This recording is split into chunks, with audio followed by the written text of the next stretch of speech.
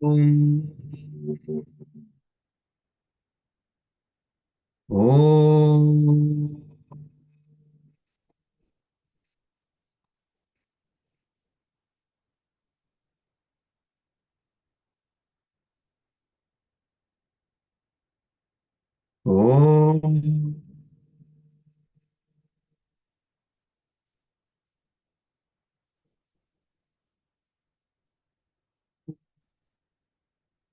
Om Shri Mahaganapataye Namaha. Om Shri Saraswatye Namaha. Sadashiva-samarambham Vyasa-Shankara-madhyamam Asmadacharya-paryantam Vande Guru-paramparam Vande Guru-paramparam. Om Shri Chinmaya Sadgurave Namaha. Om Shri Tapovana-sishyaya Namaha. Hari Om. Let us chant the Shanti Mantra, which is a tradition to chant before all the before the corresponding Upanishad is chanted. For the Kenopanishad, which is from Samaveda, the Shanti Mantra is shown on the screen. Let us chant it together. Om Apyayantu mamangani वाक्प्राणश्चक्षुश्रोत्रमथो बलमिन्द्रियाणि च सर्वाणि सर्वं ब्रह्मोपनिषदं माहं ब्रह्म निराकुर्याम् मा ब्रह्म निराकुर्यात् अनिरावरणमस्त्वनिराकरणं मे अस्तु तदास्तु जगते य उपनिषत्सु धर्माः ते ते मयि सन्तु ॐ शान्तिः शान्तिः.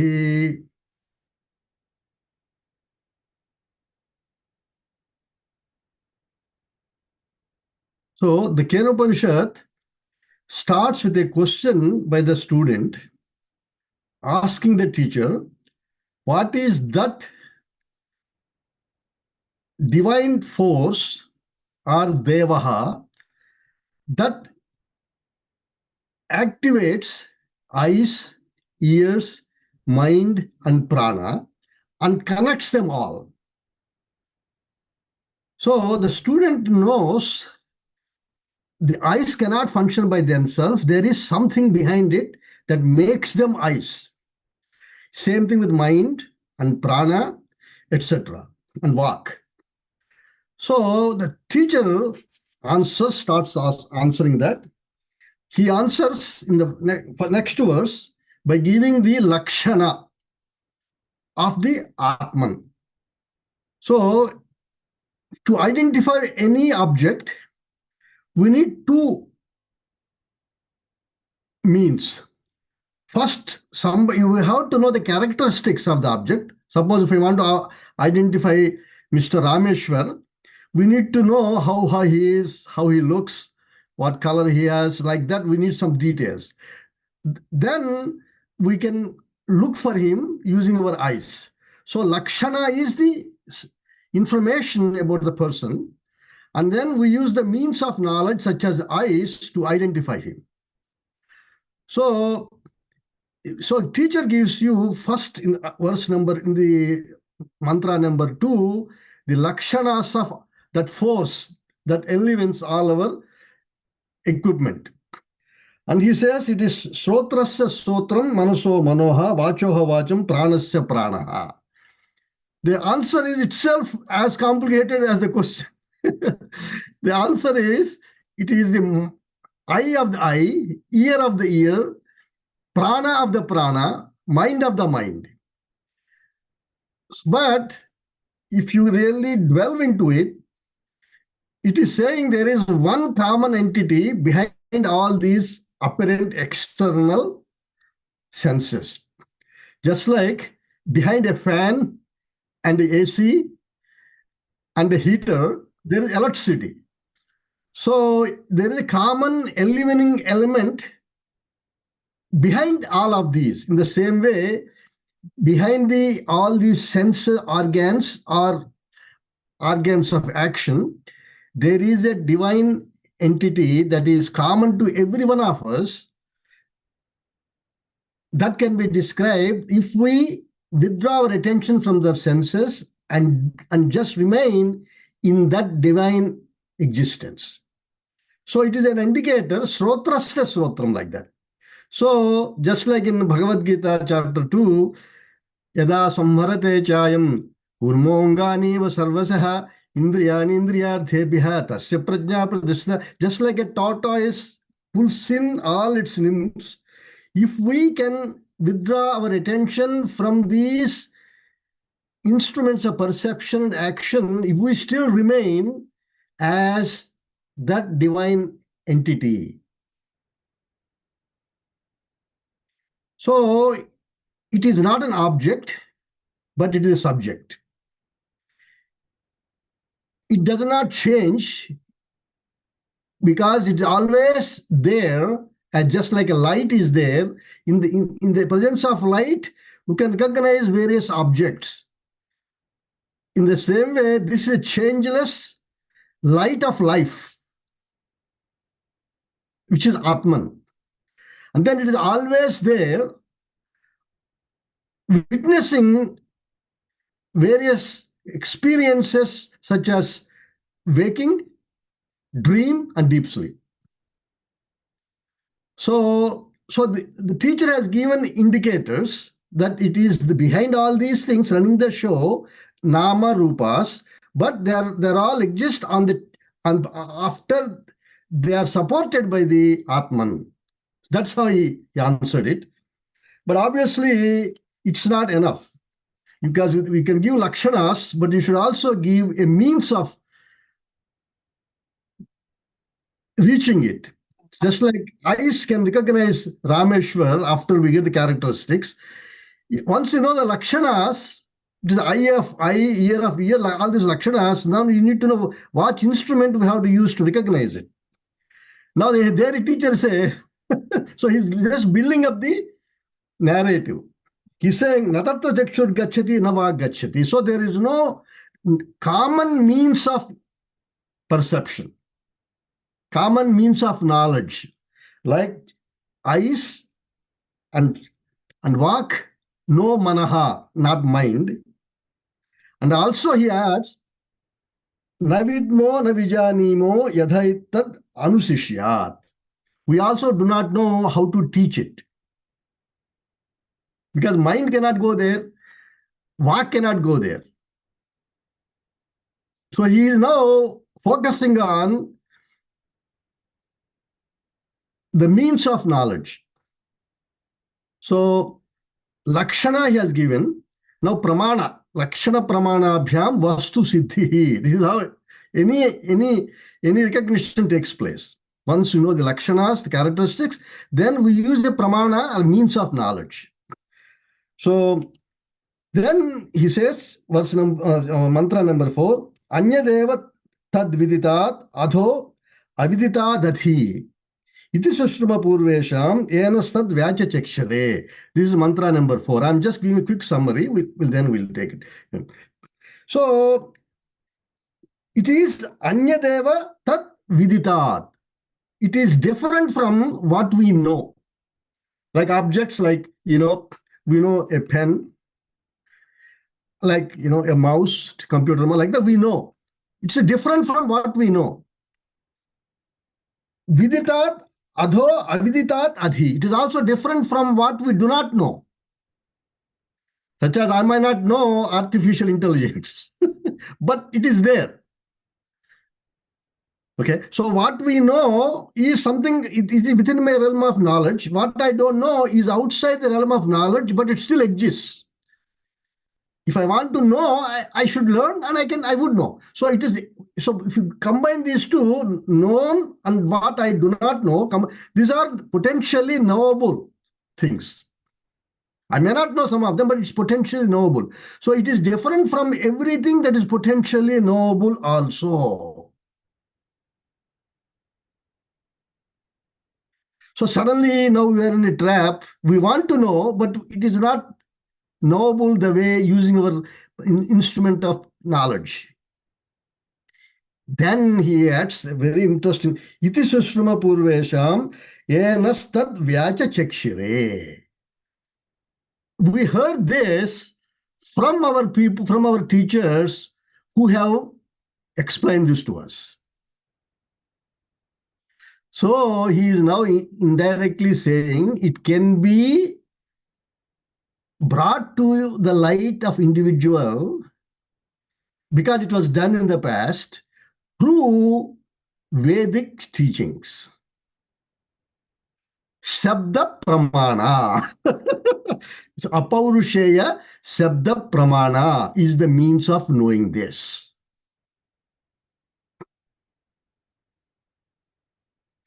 Because Atman is not an object, it is a subject. Luckily, it is changeless and it is always there as witness. But if you look in the objective world, you get caught up in it. So now we go to mantra number 5. Yadvacha nabhyuditam yena vagabhyudhyate tadeva brahmatvam vidhi nedam yadidam upasate. I will repeat. Yadvacha nabhyuditam yena vagabhyudhyate tadeva brahmatvam vidhi nedam yadidam upasate. Excuse me.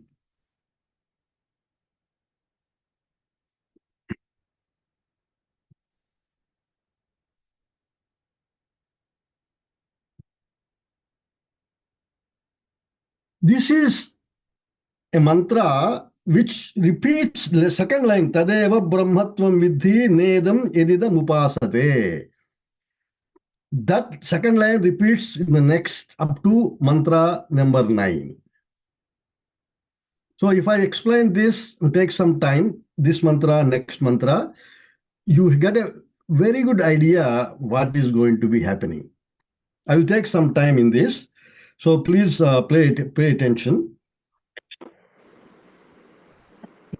In Vedas, there are two sections, broadly speaking. Okay, not absolutely, broadly speaking, there are two sections. One of them is Purva Bhaga, and the other Bhagam is called Uttara Bhaga. First half, second half, you can say like that. Now, the Purva Bhaga is made of primarily Karma Yoga and Ishtadeva Upasana. Karma means activities. Karma becomes yoga when it is done selflessly. Please remember the difference. Every one of us doing karma. But when it is done with the intention to grow spiritually, either as a service or as a mental practice where we try to reduce the ego, it becomes karma yoga. But it's action offered as a surrender. Seva to Bhagavan, let us say. Seva to this Zoom class being organized by organizers, like that. It is karma, it becomes karma yoga. Okay. Now, Ishtadeva Upasana is serving Lord as a devotee with the attitude of surrender and love.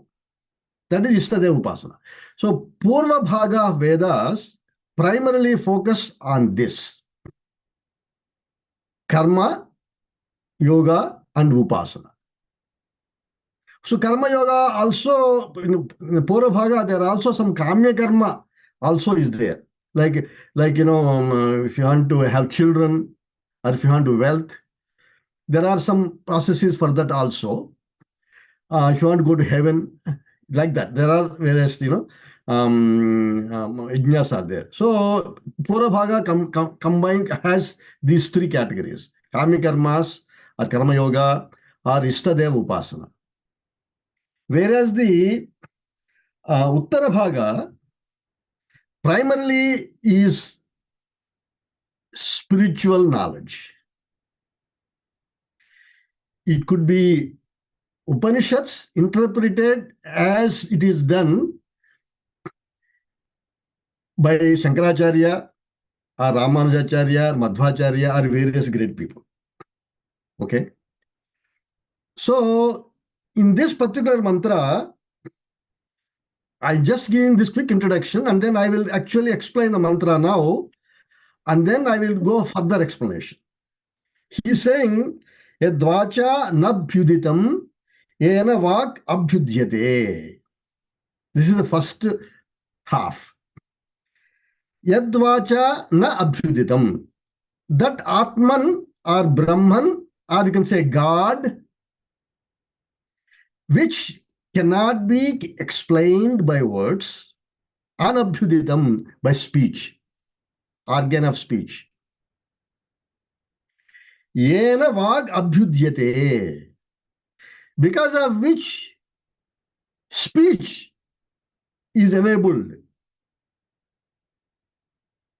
Just like because of electricity, the fan is enabled. The organ of speech can only function once the Deva, God, or Atman is Ishvara, is behind it, illumining it. Just like light is required to illumine my hand, in the same way, to illumine my speech, the power of God or Chaitanya is required. That's fine. It is similar to what we have heard before. But here he is adding one more sentence. Tadeva Brahmatvam Vidhi. That power behind, which is Atman, is Brahman. That is God. These three words are synonymous. Subject, which is Atma, Brahma, or Ishvara without attributes, or God without attributes, all-pervading God without attributes. You can call it a, Ishta Devata. When you're in meditation and Ishta Devata, when you're deep in meditation, when there's no difference between you and your Upasita object, that is you. That is also included. Tadeva Brahmatvam. That illumining power behind Vak is God or Atman. I would use these words more like Brahma. That's up to that point, it sounds fine. Then he's saying, Nedam yedidam upasate. It is not that which you worship, which you say this. Idam. Whatever you say, idam is not God. God, we had a problem here. I am a worshipper of Krishna or a worshipper of Shiva. I am a worshipper of Mother Durga. Every day I worship. As soon as I get up, I remember prostrate Ganesha. You are saying whatever is seen as it is not, or whatever is worshipped, upasate. Na edidam upasate. Anything that we say it and do prayers is not God.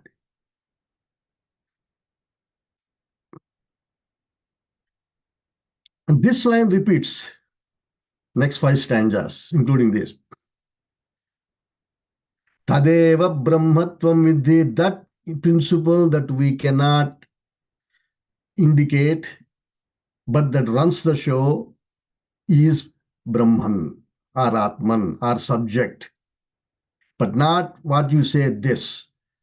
So suddenly Upanishad is saying everything we heard all our life, we go to temples and worship, that's not God, it is saying.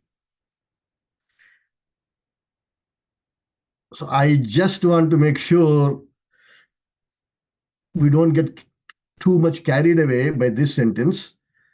And that's why I gave a brief introduction.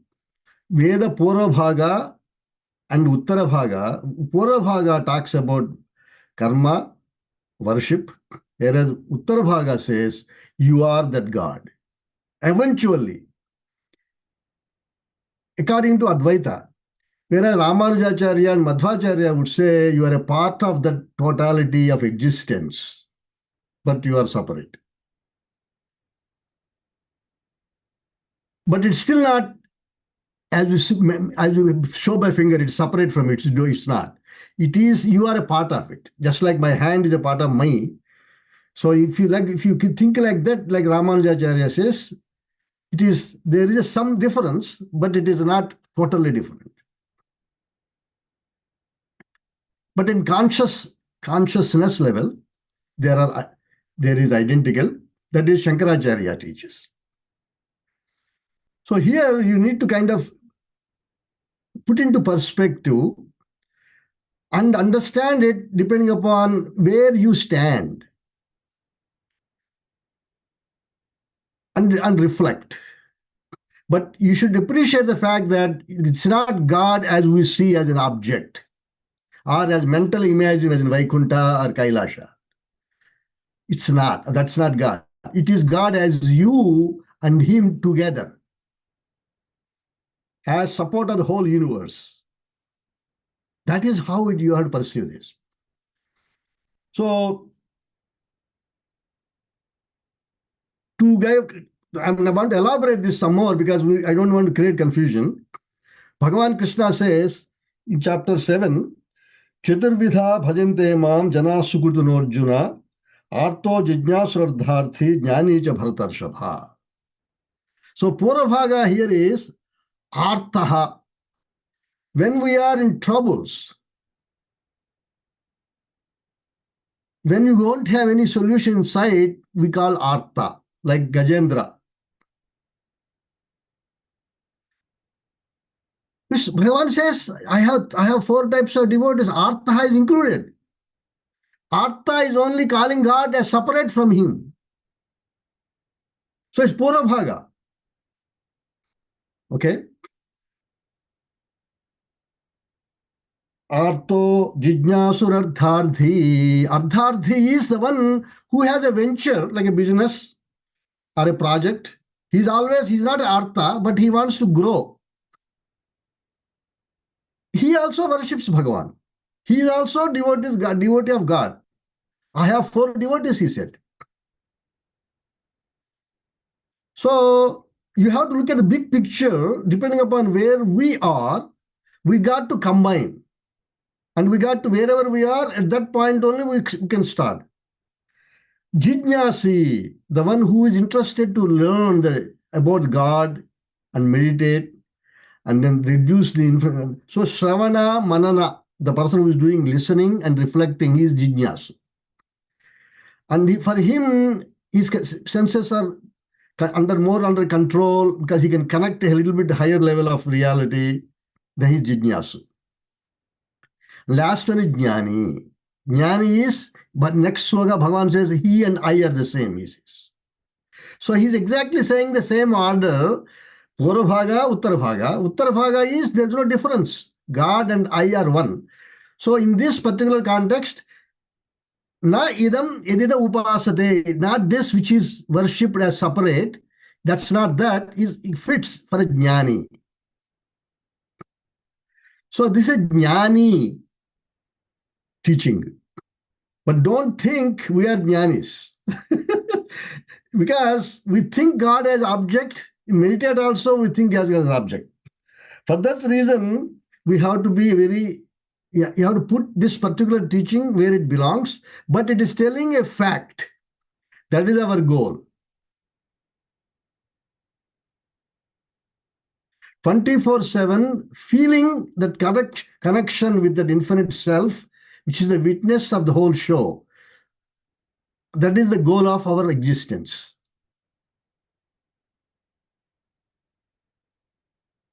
So, putting it a slightly different way, karma and bhakti are not complete without jnana. They find their fulfillment in jnana. Okay? Whereas jnana is not possible without karma and bhakti. You see? So you got to understand all of them are important. But in the Uttara Bhaga of the Vedic, like Upanishads, they highlight the jnana part.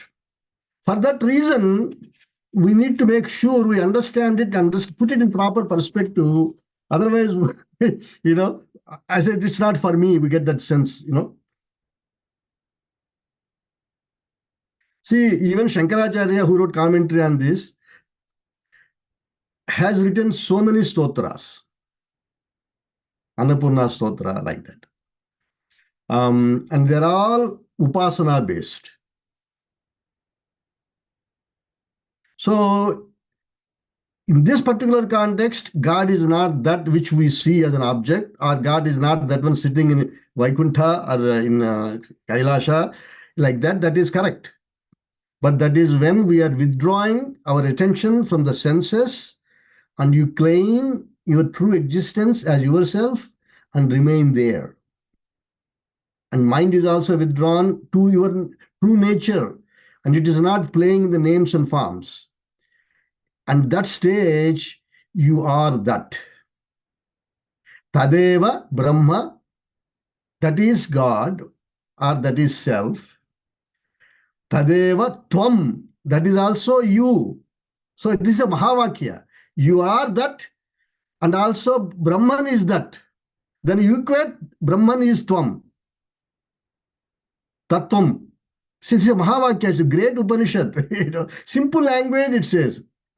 So, Tadevat Brahmatvam Vidhi, you are that infinite being, giving sentiency to all these things of senses, and to all the senses and life and mind as the support of all. And you are not that which you see, this is it.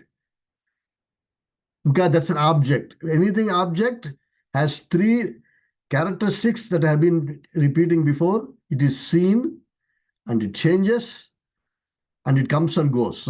That is how you separate object from the subject. Now, even great Mahatmas like Ramanujacharya and all that, even they have always said, ultimate stage of existence is be a part of God. They would not say you are God, because they will maintain that separation to some extent. As I said earlier, if you look at this is body, mind, intellect, ego. This is Atman. So Atman, when ego drops, it completely drops, the world disappears. But as long as the ego is identified with the body, world looks like the cosmic, the way we look at it, Vishwa. As long as the ego identified the mind, world looks like a dream. You are the supporter of dream. So Atman is the supporter. Then when it is intellectually, it can be in samadhi or deep meditation. But still, you are only temporarily there.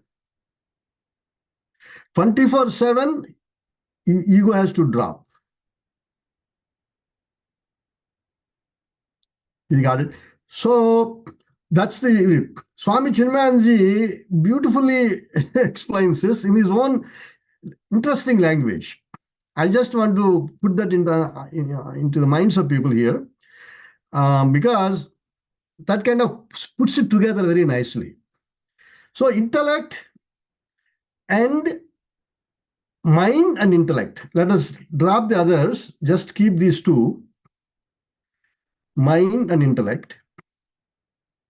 So many of us, he says, this is a simple explanation.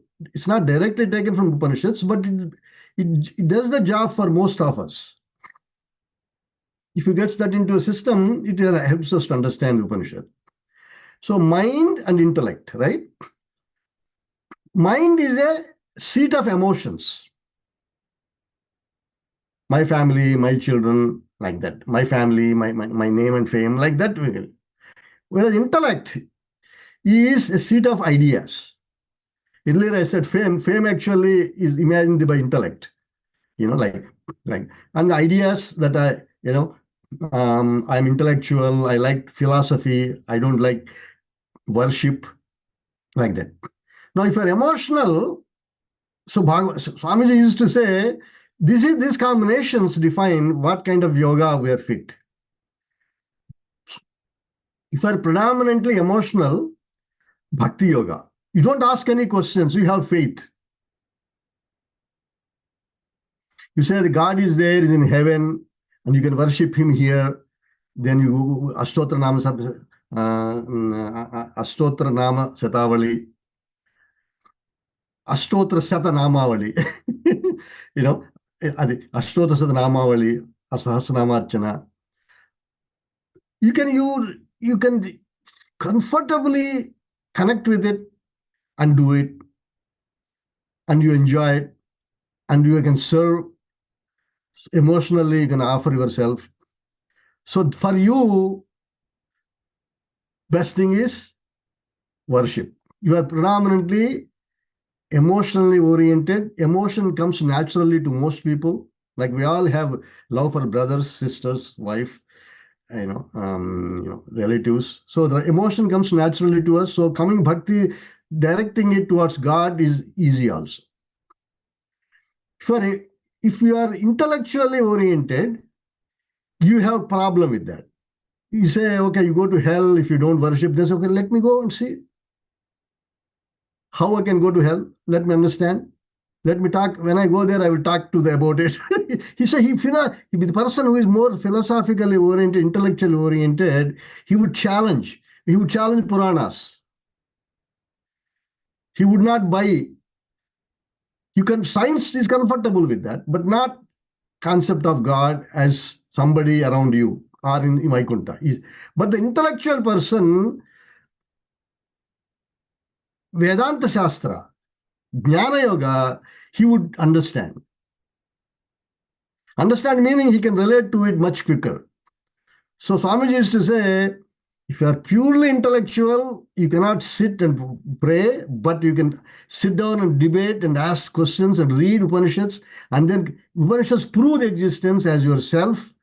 Then you start saying, oh, okay, I can relate to that as myself. So intellectual person immediately say, okay, I have no questions now. I exist. So if you say I am, once I drop my body, mind, intellectual, I become that infinite, I can try that. So intellectual person can relate to Jnana Yoga better. So this is how Swamiji used to explain. And then there are people who are mixed. They're not all the time emotional, they're not all the time intellectual. They're half and half, for the sake of discussion. Bhagavad Swamiji used to say, for those people, usually good idea is karma yoga. Pure bhakti, pure jnana doesn't apply to them. Karma yoga gives them an ideal and also a sense of service, and they will feel good about it. So half and half is karma yoga. And Swamiji said there's one more combination in which both of them are small. So you are not very emotional, or you are not very intellectual. Small both. In that state, say Swami used to say, you practice Ashtanga Yoga, not Ashtanga Yoga, asanas, pranayama. You can start purifying, have energy flowing through you more and more, and then your faculties are more active. At that time, you become more emotional. So you are dull and you are not really that fiery type, either emotionally or intellectually. So both of them are really a substandard level. So this is a very beautiful analysis. So these Upanishads are basically focusing on the people that are intellectually oriented. And of course, there are one or two sections as we go further. Upasana also is mentioned, but that point has to be made very clearly. So according to the beautiful sloka, I will read it to highlight this point. Nirvishesham param brahma sakshat kartum anishvaraha ye mandante anukapyante savishesha nirupanaihi. See, Nirvishesham Param Brahma means that infinite self, all-pervading sentiency, which is Atman, is Nirvishesha, means it has no attributes. That you can say this. Such Nirvishesham Param Brahma, in order to bring them to our reach. Out of infinite compassion, Mahatmas give us Savisesha Nirupana, Savisesha practices. Savisesha means God with attributes. Beautiful Krishna, Adharam Madhuram, like that. Now you love it. You sit down and you practice, you get discipline, you gradually relate to it, and then you actually reduce your ego using bhakti, and then suddenly you can claim it. Krishna and I are one. So from Nirguna to go to directly to Nirguna, because it is difficult, Ye Mandan, the second line, it says, those who are dull-witted, for like most people, out of love for them, Mahatmas have given Savisesha Nirupana. Means God with attributes. He's very kind. He protects you. You can take him as support and all your kasta, all your difficulties. Artha, Ardhardi, Jnyasu, these three things I mentioned before. In troubles, or you want to grow further, or you want to learn, then you say, Bhagavan will help me, Bhagavan will help me. Like that. So in my life, I have so many reasons to do worship, upasana. And I have benefited tremendously by taking support from God in difficult situations. When we did some difficult projects, some of the listeners know what I'm talking about. And I have gotten support. I got enthusiasm because God as a totality also is behind us. So basically, another way to summarize this is our life's goal is we normally world dependent.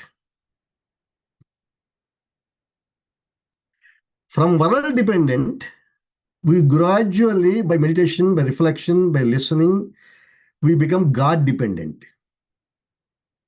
We take God as a principle supporting all of us.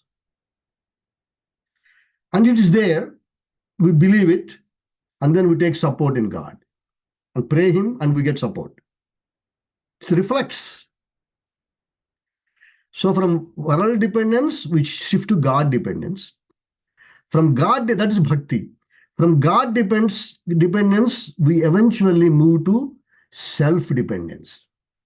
Here, don't get it wrong. When I say self-dependence, don't take self as ego. Please, don't. This is self-dependence. Surrender the ego to the self as that infinite existence on which we play times and forms. That is self-dependence. For everything passes. He knows everything that is world will pass. Only thing that does not change is Atman. He is connected with that. When he is connected with that, he is actually Jivan Mukta. We heard that in the second mantra. That kind of personality is possible. I've seen Mahatmas like that. First situations come, they know, but it will also pass. Sri Krishna says in Bhagavad Gita. Agama paino nityaha tam tidikshasva bharata. In second chapter he says, things come and go. The body will come and go. Once it came, it will go. So the jnani knows there is something behind us which does not come and go. And he knows it 24/7. So you shift to self-dependence, means Atman dependence. Atma and Brahman are the same.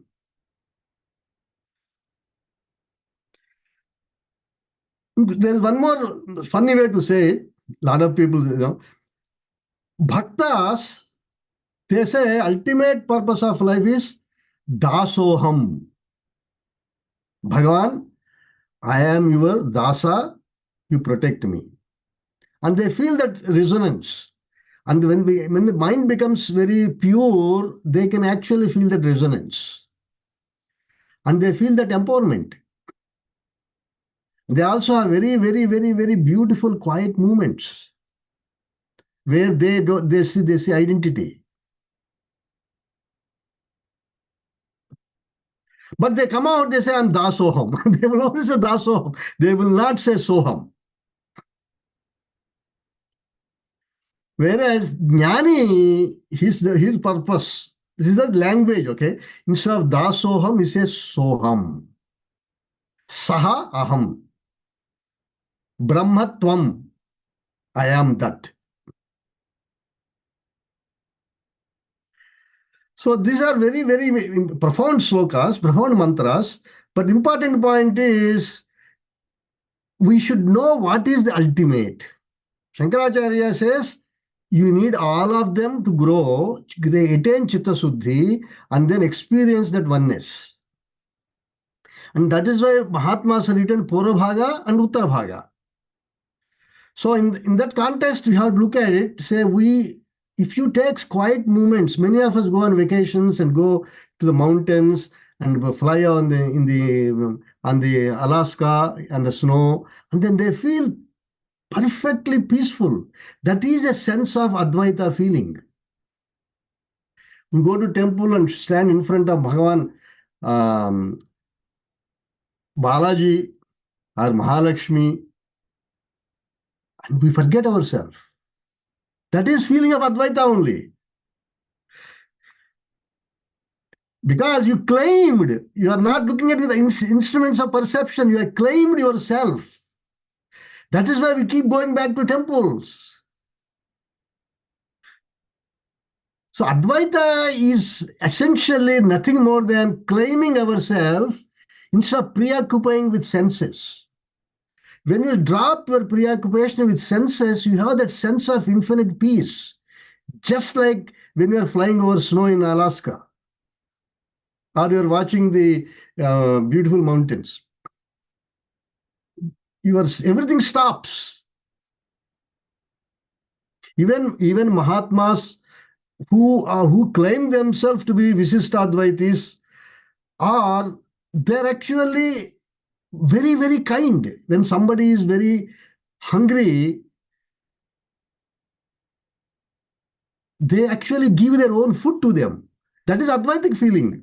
Actually, true sevaks are those who relate to others through feeling of oneness. That is Advaitic feeling. Once you learn the background, you can do it at will. Because all of us have the experience of quietude, infinite joy. So here you take, when I say infinite joy, you should not take it as the joy I get when I watch a cricket match. Because many people say that is infinite joy. My favorite dish. No, no. That is why I have to say infinite joy, objectless. It is self. There is no mental stimulation or sensuous stimulation, but you still feel that joy because you have stopped the flow through the senses. That is why eye of the eye, ear of the ear means you are actually experiencing the divinity when you pulled everything back. You are claiming yourself. You are not claiming yourself as ego, as a owner of body, mind, and intellect. You got a great idea, you feel great. That is still intellectual. But all our faculties are withdrawn, but you remain. Just like a as a sloka I said before, just like tortoise pulls everything. You pull everything from all faculties, you still remain. That's what happens when you are flying on beautiful mountains or when you sit in the Himalayas. That's why we go there. Our mind stops. But it is in your hands. That's what basically the point of it is not reflected out of an object or reflected on a scenery. So moving on, now we'll chant few more verses. So the same thought repeats. That's why I spent a lot of time on this. Hopefully you got this. So mantra number 7, 8, and 9 will chant. Okay. So we'll go slowly. Sorry, I'm sorry. I have to say mantra number 6. I apologize. Okay. Okay. Yan manasanu manute yenahurmano matam tadeva brahmatvam vidhi nedam yadidam upasate. You see that? Yan manasanu manute yenahurmano matam tadeva brahmatvam vidhi nedam yadidam upasate. Next, number 7.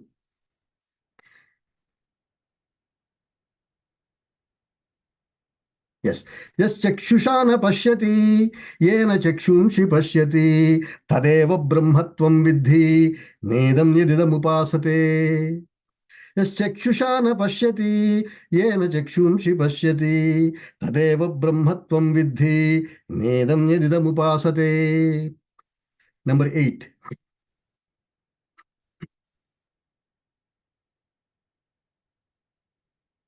यच्छ्रोत्रेण न शृणोति येन श्रोत्रमिदं श्रुतं तदेव ब्रह्मत्वं विद्धि नेदं यदिदमुपासते यच्छ्रोत्रेण न शृणोति येन श्रोत्रमिदं श्रुतं तदेव ब्रह्मत्वं विद्धि नेदं यदिदमुपासते 9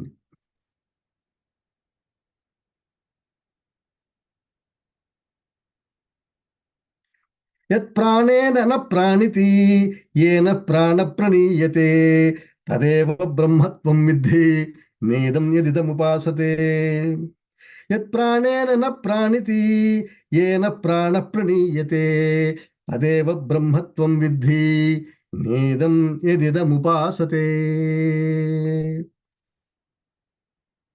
So these mantras 6, 7, 8, and 9 are actually repeating the same point, repeating it, saying that yan manasa na manute, that which is not an object of thought. Yena hurmanomatam, because of which mind can become mind. Because without electricity, fan cannot run. Fan doesn't exist without electricity. Just like the same way, without that being empowering the total universe, nothing in the universe moves. I'm extrapolating the Brahmatvam Vidhi, it said. So just like universe, also whole universe, there is a guiding infinite power. That is Brahman. And same thing is running you. You are also part of universe. You are not this tiny creature who is thinking, oh, blah, blah, blah, blah, blah, and then worrying. You are not. The whole, whatever is running the whole names and form, the whole universe, what is turning this, the stars in the same way. You just shift your attention, own yourself, claim yourself. That's the only way to do it. You cannot look through senses, but withdraw senses, withdraw mind.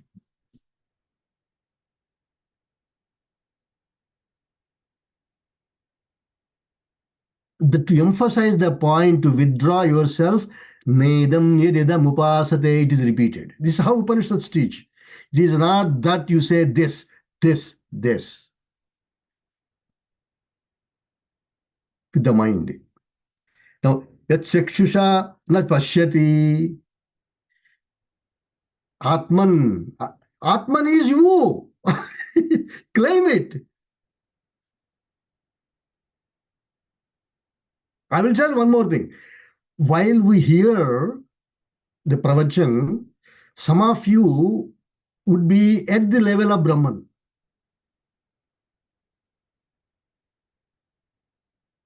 Nididhyasana. Some of you would be at the level of Manana. I think makes sense. I think because they're still thinking, but at the same time, they're not totally caught up in their thoughts. Oh, yeah, that I think I agree with you. Oh, yes, I feel it. Like that, they're struggling between, and some of us will be truly at the Shravana level, just listening, trying to understand the issues, trying to understand the points. That's also fine. But it happens when you only make an effort through Shravana, Manana, and Nididhyas. It's not an impossible proposition. It is real. Right now, it is real. Just have to claim, use the words of language because this is how it is taught. Apaurushiya Shabda Pramana. The means of knowledge is the teaching through words and through gradual lifting yourself. Buddhared Atmanatmanam. And experience that. So, Yakchakshushana Pashyati. I don't say, when I say this is God, no, you got a problem. It is inside you. When you shift your attention, it is inside you. Yena chakshumshi pashyati. Because of which the seeing itself takes place to me. Tadeva brahmatvam vidhi, that is God. So all of us are nothing but experiences within the totality of existence. Like if you imagine like a, a clear globe, Spatika globe in Sanskrit. Is a, in some of the movies they say then suddenly something appears inside that. A prince appears, like that. It's a clear crystal ball. Like that, we are within the totality of crystal balls. You may say, which is you. Inside you, all the experiences are taking place, and where you're eliminating them. If you drop it, you become the infinite.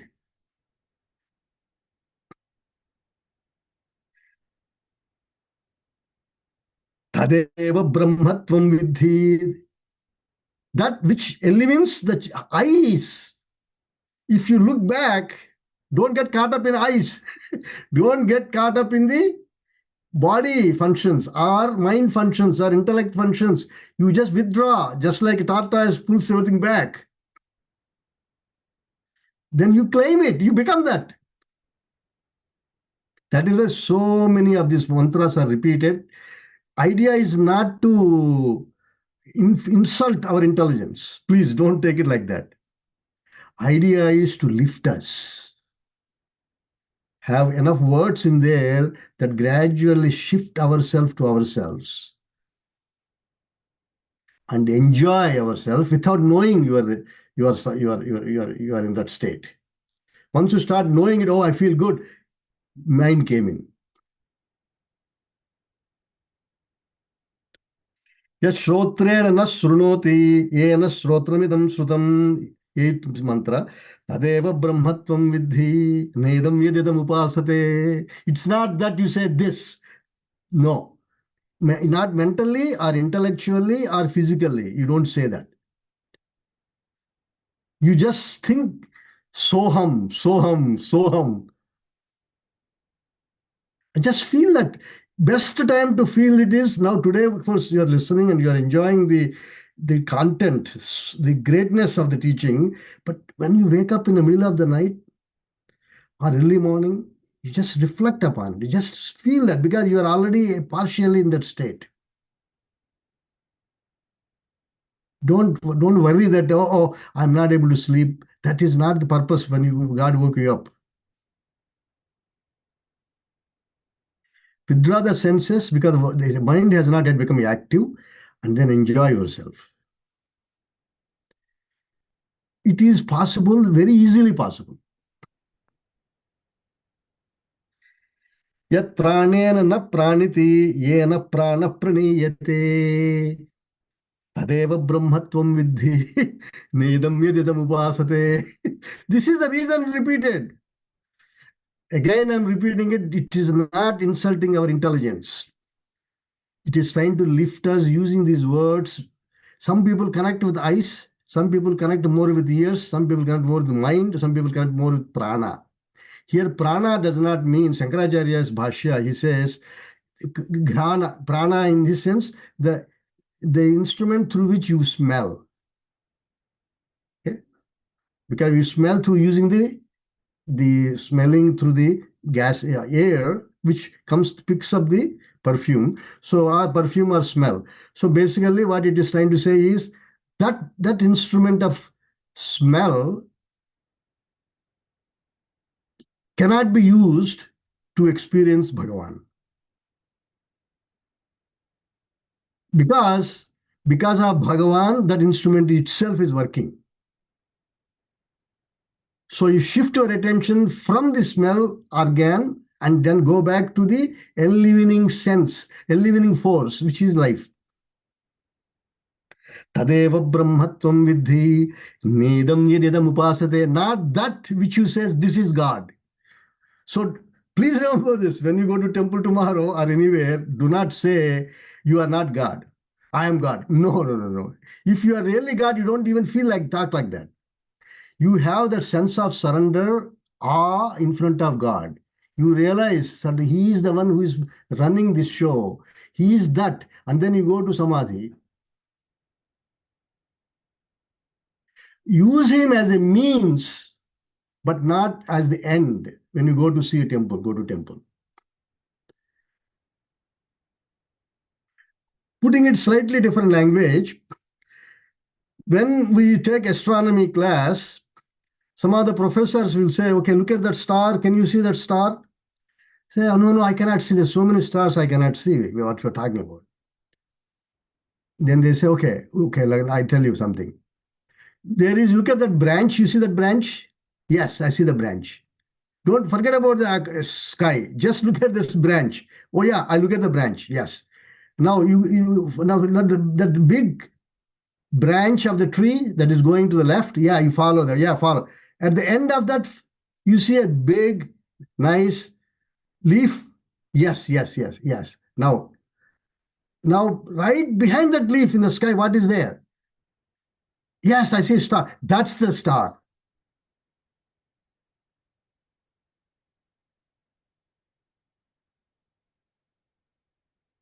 That is called Chandrashakha Nyaya. To look at where Chandra is or star is, you use the means that are available to you, closest to you, and then you jump from here to there. Then you drop this. Exactly the same way Upanishad takes you to you because you are not you. You know it is you, but you don't know how to see it. So they are taking different senses that you have. And then each sense, can you see that? Yeah. Now withdraw. Yeah. You see that? Yeah, withdraw. And suddenly you say a common factor behind all of them. And then you just remain there. You claim it. It is not something you know. It is not something you don't know. It is something you are.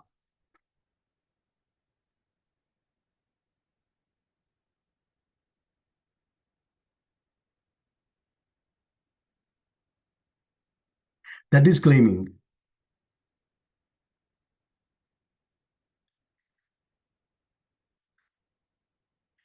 So, in quickly summarizing it, we finished one chapter. The question the teacher has asked, the student asked, and the teacher said it has some characteristics. The characteristics is eye of the eye, ear of the ear, mind of the mind, the characteristics. But vak doesn't go there, Shikshu doesn't go there, Srotan.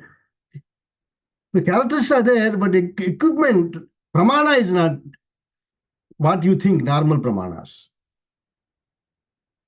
Then he said, yeah, there is a pramana. That is Shastra pramana or Veda pramana. So you use that, but then it has a Purabhaga where you train your mind. And when you train your mind, it is easy. If you're not trained mind, Shravana, Manana takes place like this.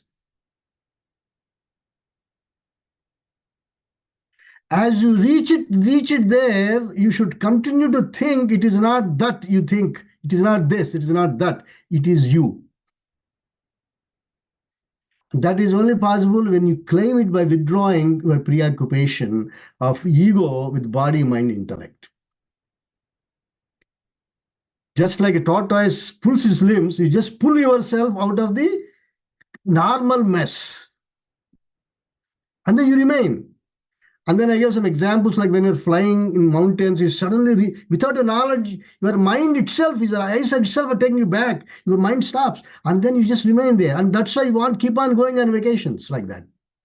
But you have to do it 24/7, or when you wake up, or when you sit down for meditation, have that sense of surrender, and then build on it, and then suddenly you stop thinking. Then it's called claiming. Okay. ॐ पूर्णमदः पूर्णमिदं पूर्णात् पूर्णमुदच्यते पूर्णस्य पूर्णमादाय पूर्णमेवावशिष्यते ॐ शान्ति शान्ति शान्तिः हरिः ॐ श्रीगुरुभ्यो नमः हरिः ॐ